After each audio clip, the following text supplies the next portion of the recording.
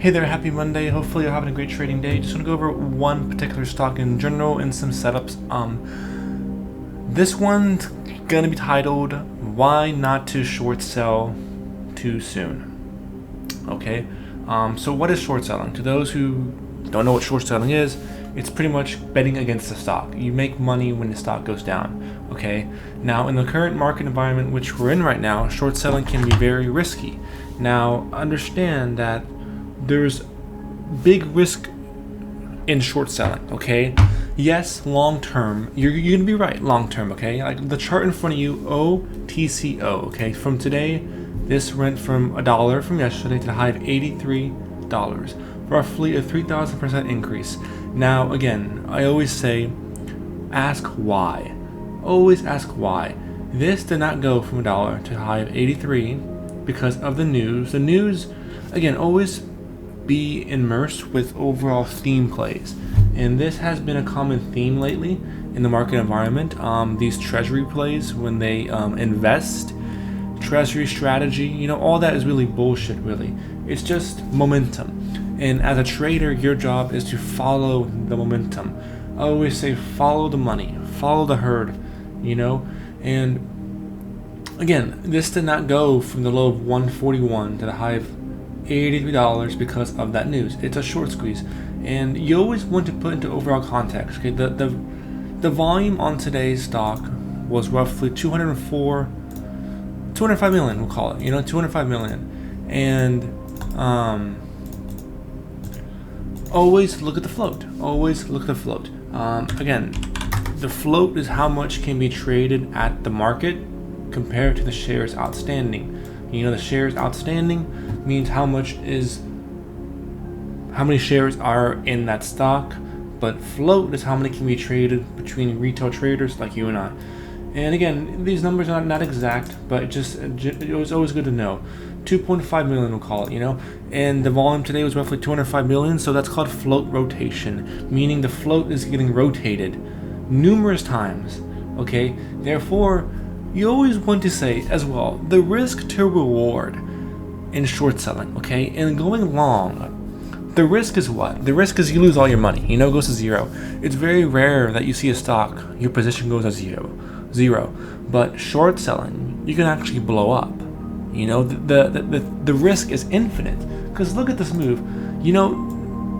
I was looking at this pre-market, right here, and I did not even think this had a shot of going to the highs of $83, let alone 50, but this really dip and rip action got him, hindsight's always 2020, as I say, but it's just to show you the current market we're in right now. Everyone's trying to find the next open, as they can say, and this is what is the result of that. And again, I want to keep this very short and sweet, okay? Short selling is very risky. You can make money doing it, but I don't do it. I'm mainly on the long side right now as I grow my account. That's my goal.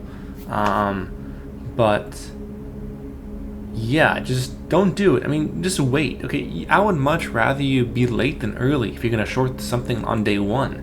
The odds of a stock fading on day one is very rare in the current market environment we're in right now, because everything seems to be running, because that's the type of environment we're in.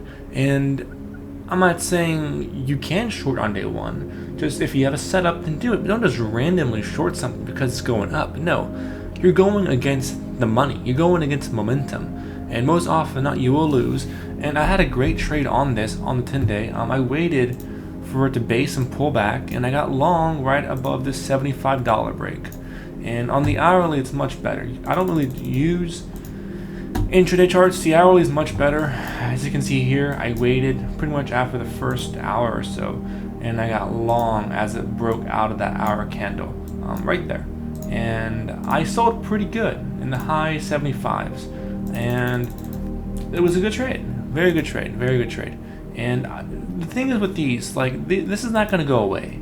Just because it's pulled back, from it's a big retracement from $82 to $45, but it's not done by any means. I do believe this can go even higher. So that's why I have price alerts on this. Look at this, keep it on the backlist over 55, watch it. Okay, it's not done. Believe me, the volume is there. It's not done yet. I mean, it could fade, but there's always going to be a potential bounce play in the future. It's just a matter of when, and just watch it. But a key take on that one, okay, is don't short a day one micro foot runner with news.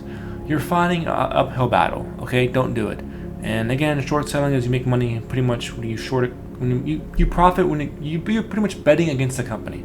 Okay, now yes, a short seller, you are right in the long run. This company is shit. Yes, they'll go to zero in the long run, but that does not mean in the short run on day one it can't go to who knows how high.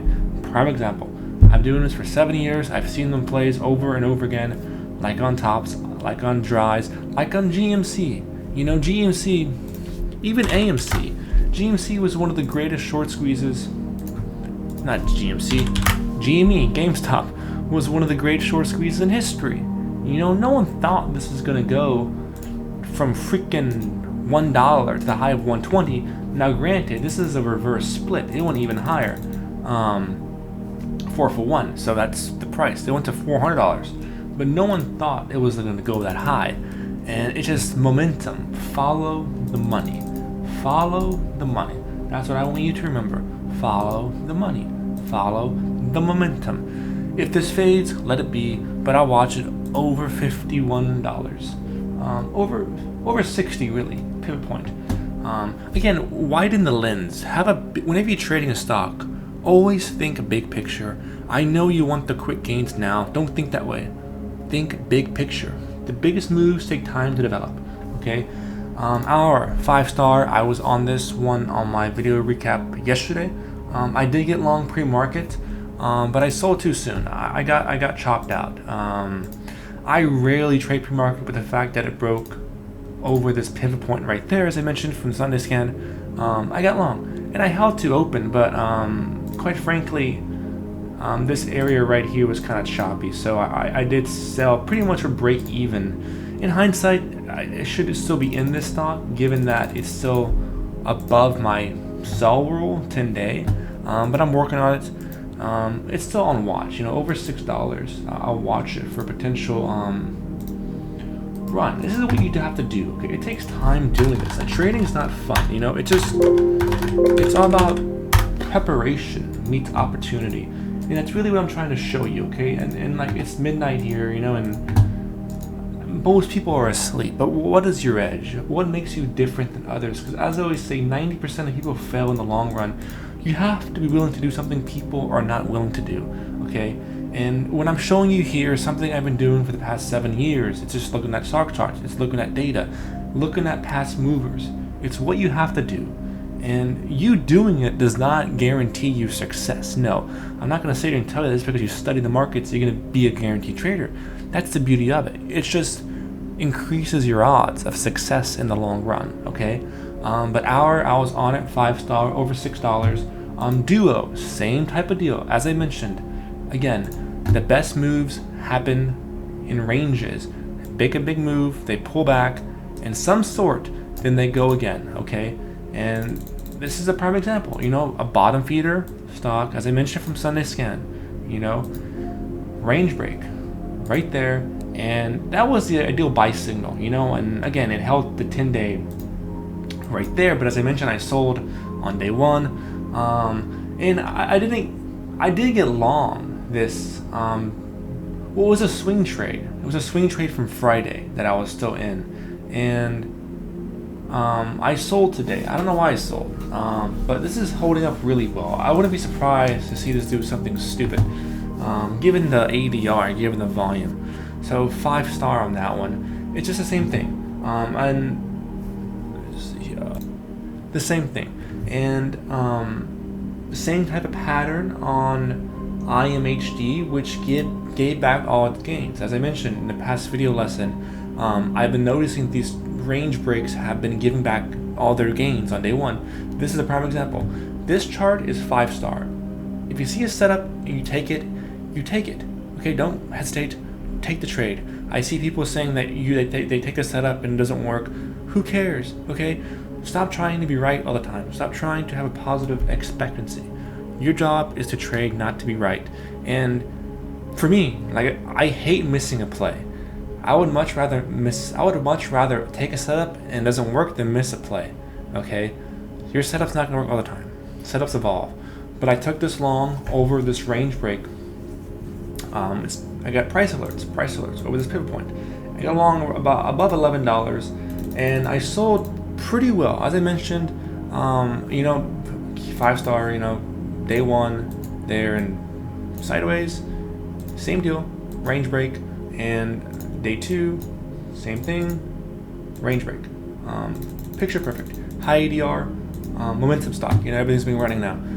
But I got long pretty much at $11, risking that proof point, and we had a pretty big move. I was aiming to swing this, but whenever I saw this go to the high of $15, $16, I just sold along the way. And yeah, great trade. And look at this, I didn't even see it. Once I'm out of a stock, I really just go away, unless my stop hits and I stalk it for a potential reentry. But I didn't even know this went down to $5. This is a mean reversion short. It's 5-star. Congrats to everyone who nailed that. But it's a perfect example. You get the locking gains, and I've been doing really well on that lately. But open, I did exit my swing. Pretty much I was long from, I think, when was it long? I think 560 was my average open. I got long last Thursday. I believe as it broke this pivot point right here. Yes. 5-star setup again. Stock moving. They move in stairs. Okay. But I sold because it was closing below the 10-day and the momentum was waning. So I sold. And ideally, we're gonna fade here. This is again. You always want to put a stock into overall context. You want to wait for the first momentum shift in anything. That's why I always come back to something like OCTO. Like shorting something on a day one, you're fighting an uphill battle. There's no shorting wise. I've short sold before. Okay, what area are you risking your resistance of? There's nothing here to risk off of. Okay, there's nothing. Therefore, you just piling on shorting is dumb. Where with open now, you have areas to risk short off of. If this gap's down tomorrow, first red day, you can risk resistance area. Okay, that's a strategy. And that's what I'm looking for. I don't short no more, but if I was, that's something I will look for. Really a first red day stock. Really haven't had a red day really since. Really. I wouldn't categorize these as a red day to having that pullback, but yeah. Who knows? It could base and go higher. I don't know. But that's really all I'm watching. Nothing really else. Again, I'm trying to take a break from the markets. Again, you don't have to trade every day, okay? You don't have to. But key takeaway on this is understand short selling, the risk of it, okay? I don't recommend it. If you're watching this channel, which I assume you are, you have a small account, you're just getting started trading, don't short yet, at least, okay? Unless you know what you're doing. I have really two strategies, a gap short and a first red day. The gap short's pretty much non-existent nowadays. But the first red day on overextended runners, those are pretty much 5-star. I know how to trade those for sure. But I just more sticking on the long side right now with these patterns I'm showing you. But yeah, that's pretty much it. If I see anything else for the rest of the week, I will let you know. But again, OCTO, watch over the area over really $60. If not, a fade. Duo, trail 10-day, I wouldn't be surprised to see this go even higher. Open, same deal. If we gap down, that's going to act as a first red day pattern. Ideally, you can short it, risking red to green, that area mark, or previous close. And that's what I would do at least. And that's pretty much it. Hourly as well. I'm watching hourly as well. It's basing really well. Ranges, pretty much a flag pattern. Look at this. It's a flag pattern. So we're just going to wait and see. Over $6, that's a pivot point, and we'll get long. Other than that, as I see other stocks here, S&G was a momentum runner as well. It faded. But that's pretty much it, okay? Again, Keep it simple, stupid, as I say. But till next time, I'll see you soon.